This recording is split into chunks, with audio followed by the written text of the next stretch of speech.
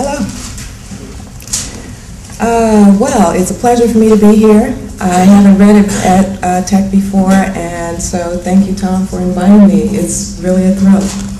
It's also great to think about poetry coexisting with these really tech-savvy people.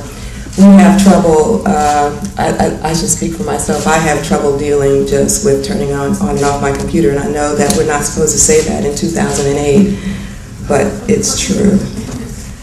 I want to introduce myself. First of all, I'm not comfortable with the microphone, so am I too close to getting it? It's fine? Okay. I'm going to introduce myself by reading you a poem. Bruce gave you a poem about his car. So I'm going to give you a poem about my earrings, and I just, for your enlightenment, I wore them today. And I used to wear these earrings, and people would stop me. West African philosophy gives us a concept of the crossroad, and you may know it as the crucifix. But more and more, as I think about that idea, I think I know a little bit more about what they were thinking about when they organize this concept of the crossroad, where the divine crosses in places with humanity. Earrings. Two miniature Africanist men, faces cut like suffering, arms open for flight or surrender. People say, like your earrings. What are they? The pharmacist draws in close, his breath wreathes my ear. These Africans remind them of something. Is it ankh or crucifix?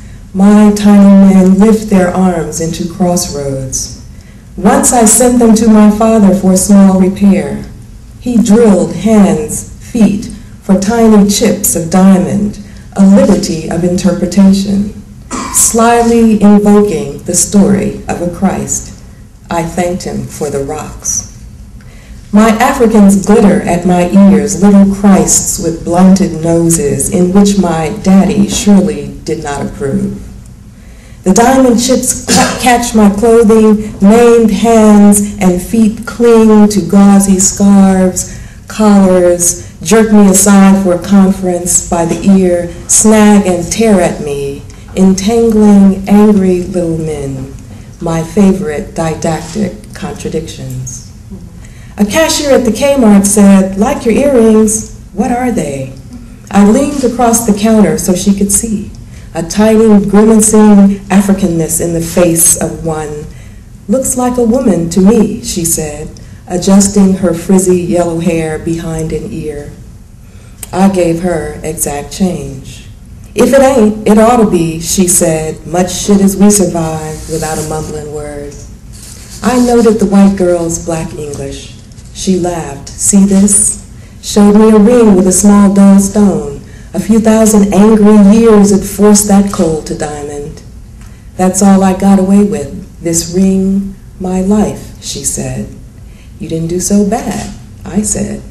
I guess you're right, she said, and went to some extra trouble to double bag my cider. So I've got guilt for dissing her, near diamond epiphany, for fiery chips that pierce the fists of grim-faced little men, my matching transvestites. Daddy would be annoyed, would be dismayed.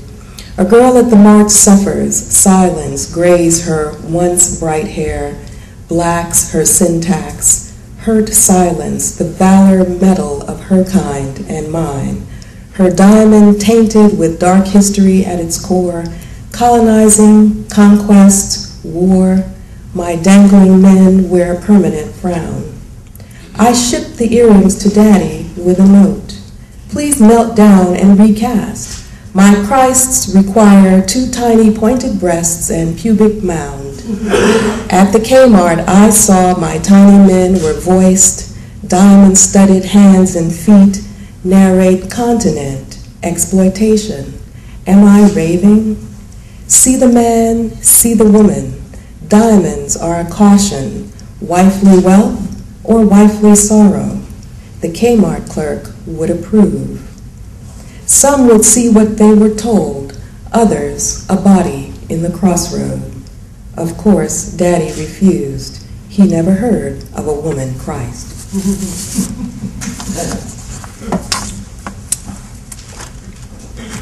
I'm reading first a couple of things from this book called Lot's Daughters, and I'll just explain a little bit by saying that we all grew up with the story of Lot's wife who turned to salt because she made the mistake of looking back when she shouldn't have. But later on, I found out that, well, I thought more about his daughters than his wife, because his daughters really are not voiced in that story until later.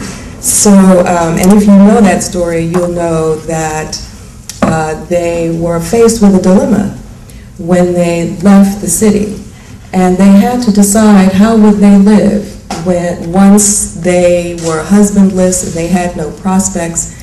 And so they looked at their father and decided that he would have to father their children. So this is a story of incest.